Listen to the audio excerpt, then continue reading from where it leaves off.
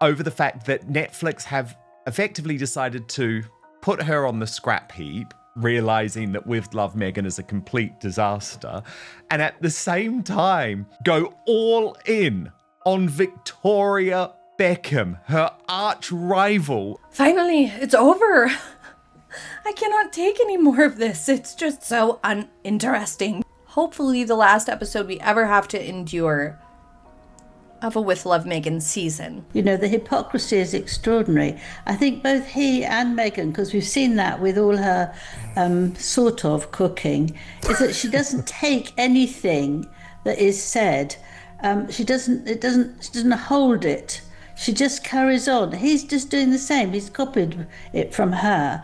With Love Meghan is so incredibly mundane. Just quite honestly, it is so boring and plain and basic. Now, there is no doubt about it that Netflix executives, producers, and even CEO Greg Peters, and even Ted Sarandos, there's a lot of division going on over at that studio, and it's all because of Meghan Markle. So Netflix just threw Meghan Markle into the Hollywood dumpster, and she's not even recycled material. We're talking full-on garbage bag, tied at the top, chucked straight into the curb for collection day. The word my sources used: incandescent. That's how furious Meghan was when she found out Netflix wasn't just canceling her vanity project with Love Meghan, they were replacing her with Victoria Beckham. And this isn't just business. This is personal, because if there's one woman Meghan Markle has always envied, it's Victoria Beckham. Why? Simple. Victoria is everything Meghan pretends to be. Stylish, disciplined, respected, relevant. While Meghan is busy chasing paparazzi in Montecito pretending to be Mother Teresa with a rosé glass, Victoria is actually landing the Netflix blockbuster Meghan thought was hers. The Beckhams' new Netflix special, it's getting wall-to-wall marketing, billboards, commercial pushes, red carpet premieres, the whole royal treatment. Meghan's show? She couldn't even get a poster outside the Netflix office bathroom. The contrast is brutal. Victoria ascends, Meghan sinks. This is getting all of the treatment and the coverage and the marketing and the commercial push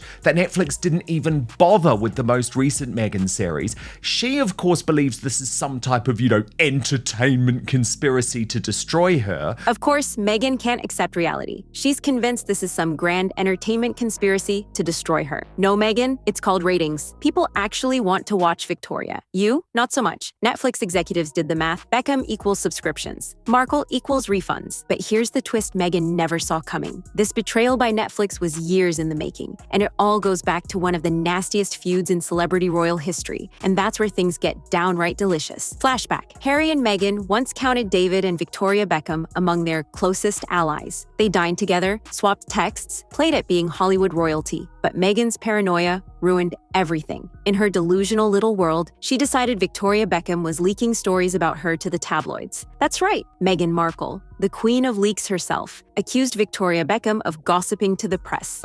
It was Meghan who said Victoria was leaking. Yes, sorry. Yes, exactly. Meghan said that Victoria was leaking the stories. And it's like, are you insane? Like, Meghan is the biggest leak on the planet, as we know, but she was trying to say that Victoria was leaking negative stories about her. It was nuts. Projection much? This wasn't just awkward, it was catastrophic. Suddenly, Meghan cut Victoria off. The friendship imploded. And what did Harry do? Like the whipped sidekick he always is, he went along with Meghan's tantrum. He even humiliated David Beckham at the Invictus Games, ignoring him completely. And then Harry went over to the Invictus Games and ignored David Beckham, who had taken 2 of his children to Sydney. It was one of the biggest PR own goals in a very long time. But again, it makes all of this so much more sweet, I think, because we know that there's a wink, wink, nudge, nudge going on all the time between the royals and Victoria and David, who know that they are fulfilling the role and the glamour that would have been taken in the past by Harry and Meghan. I think it's beautiful to see. Despite David showing up with his kids to support Harry's event, imagine dragging your children across the world to back a friend, only to get the royal cold shoulder. That was one of Harry's biggest PR own goals of all time. Meanwhile, Victoria sat back in silence, doing what she does best, letting Meghan self-destruct. Because when you play chess with the Beckhams, you don't accuse the queen of leaking. You watch her take your king off the board with one flick of her manicured finger, and that was only the beginning. Because Meghan didn't just burn a friendship, She burned a bridge to one of the most influential couples in Britain. And trust me, the Beckhams were just getting started. But isn't the reality, Lady C, that Netflix have just realised that people are much more interested in Victoria Beckham, and she has much more hope of becoming a big star for them, who's actually going to deliver subscriptions, than Meghan ever will? Here's where it gets juicy. David Beckham didn't just shrug off Harry's betrayal. He doubled down by cozying up to King Charles himself. David became a high-profile ambassador for the King's Trust, showing up at royal events, shaking hands, being the perfect gentleman. William and his court at Kensington Palace and Charles and his court at Buckingham Palace were completely aligned on the fact that, okay, Harry and Meghan have gone. We need a younger couple who are well respected, but also household names and well loved. And they mutually realised the obvious answer was David and Victoria Beckham, who get on very well with both Camilla and Catherine, have done for some years. And of course, what is so galling for Prince Harry about this? Meanwhile, Meghan and Harry were being politely blacklisted from palace invitations, like unwashed gatecrashers at a black tie ball. And Victoria, she became a palace favorite too. Catherine adores her, Camilla respects her, William works well with her. Suddenly, the Beckhams were the younger couple the royals wanted in their orbit, the glamorous duo that could bring international sparkle without the drama. The Beckhams became everything Meghan and Harry were supposed to be: loyal, glamorous, useful. This wasn't coincidence. This was strategy. Charles and William, often portrayed as rivals, actually agreed on one thing: Harry and Meghan were finished, and the Beckhams were the perfect replacements. And when Netflix decided to elevate Victoria, the palace applauded. It was a PR masterstroke. Keep the glamour, cut the nonsense. Of course, Meghan couldn't stand it. In her mind, the royals, the Beckhams, and Netflix were all colluding in a smear campaign against her. But here's the truth. Meghan didn't need enemies. She had already destroyed herself. And then, in the middle of her downfall, Meghan made another disastrous move, inserting herself where she didn't belong. Just when you thought Meghan couldn't embarrass herself further, she decided to meddle in the Beckham family drama. Remember the rumored tension between Nicola Peltz Beckham and Victoria? Meghan saw that feud and thought, perfect, let me insert myself like a discount therapist nobody asked for. According to leaks, and let's be honest, the leaks always come from Team Meghan, she started advising Nicola on how to handle being estranged from a powerful family. The irony is so rich it could buy Buckingham Palace twice over. Meghan, who destroyed her relationship with her own father, half-siblings, in-laws, and even most of Hollywood, giving advice on family loyalty, that's like Harry lecturing on military strategy after getting lost in his own backyard. But also, let's not forget that Meghan is supposedly advising Nicola Peltz Beckham Yes. in Brooklyn. So, because she knows what it's like to be on the outs with a powerful family and blah, blah, blah. So there's that going on as well.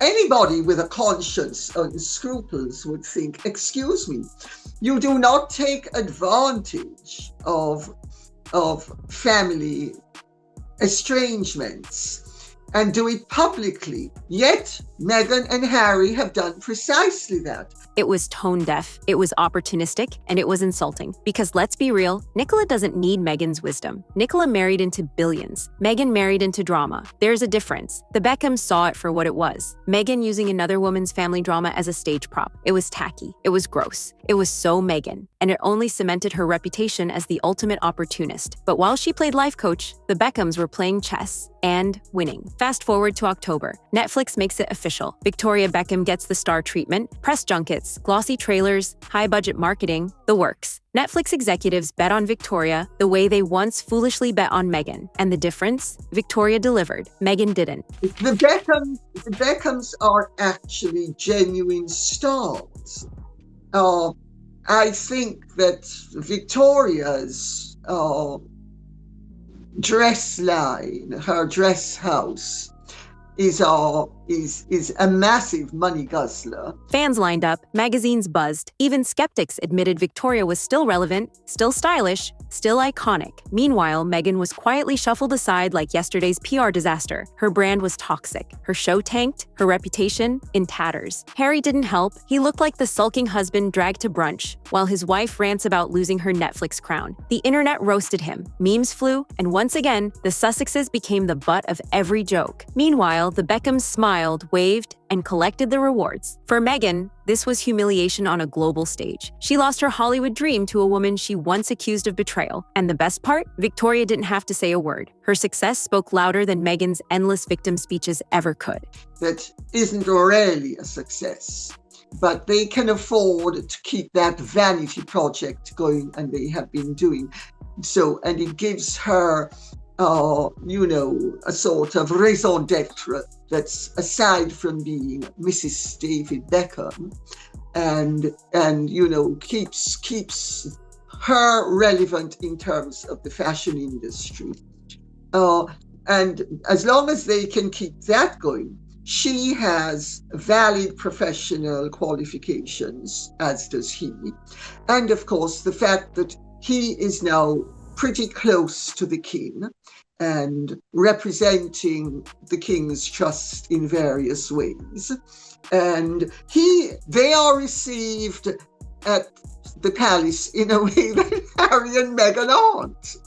And I mean, it's actually, it's funny as well. It is. The whole thing is hilarious. It was actually, look, it was a masterstroke. It was a PR masterstroke. And Lady C, we know that these games are played behind the scenes. But while Meghan lost her Netflix crown, another battlefield was heating up in the press itself. This is where it gets conspiratorial. Suddenly, the British press, led by Tina Brown and Liz Jones, shifted gears. Out of nowhere, they started portraying Harry as the prodigal son returning home. Liz Jones even wrote glowing columns about Harry doing everything right, while subtly jabbing at William. Tina Brown framed Harry as the charming rogue, William as the boring stiff. Coincidence? Please. This was a coordinated media campaign. The talking points were identical. The spin was shameless. It was the same trick Meghan and Harry have always relied on: manipulate the press to create division in the royal family. But here's the kicker. Even when the media tried to crown Harry as a comeback king, the public didn't buy it. Brits mocked the coverage. Americans rolled their eyes. Everyone knew Harry's charm offensive was fake, staged for cameras, and timed for maximum pity points. Still, the narrative was dangerous. If Meghan couldn't win in Hollywood, maybe she could still win in the tabloids. And that's where the palace cracks became the next big weapon. Reports swirled that William's relationship with Charles was worse than Harry's, that William was seen as lazy, avoiding work, while Charles was grinding through engagements even during cancer treatment. The implication: William wasn't pulling his weight, while Harry, of all people, and was finally doing everything right. Who benefited from this narrative? Meghan and Harry, of course. Every story of tension between William and Charles was a jackpot for them. Divide and conquer was always Meghan's strategy. Isolate William, paint Charles as forgiving, sneak Harry back into favor. But there's a big flaw. Harry is not the prodigal son. He never apologized. He never humbled himself. He still whines about the past while cashing Netflix checks. And Meghan? She's still in the background, grinning like the cat that ate the cream, hoping the royals stay divided so she can sneak back into the spotlight. The Beckhams, meanwhile, stayed silent and looked better than ever. While Meghan plotted, Victoria thrived. While Harry sulked, David smiled with the king. The contrast couldn't be sharper, and that's what makes the final blow so devastating for Meghan. Here's the truth Meghan can't face. She's not the star anymore. She's not the victim anymore. She's not even the villain we love to hate anymore. She's just irrelevant. Victoria Beckham has officially stolen her crown. Netflix chose her. The royals embraced her. The public adores her. And Meghan, she's left ranting in Montecito, trying to mentor billionaires' daughters while her own projects flop harder than a royal wave at a punk concert. The prodigal son narrative. It won't save Harry, the palace might forgive, but the public never forgets. And Meghan's fingerprints are all over every smear campaign, every manipulative leak, every fake photo op. She's burned every bridge, from Hollywood to Buckingham Palace. So where does this end? Meghan fades, Harry sulks, and the Beckhams rise. The woman Meghan once accused of betrayal has replaced her on the global stage, smiling effortlessly, while Meghan screams into the void. And maybe that's the ultimate irony. Meghan Markle, the self-proclaimed Duchess of Destiny, undone by her own envy of a Spice Girl who never needed to claw her way into relevance. The Beckhams are the future, the Sussexes are the past. That's the brutal reality Meghan can't face. And the more she rants about conspiracies, the more she exposes her own irrelevance. The game is over,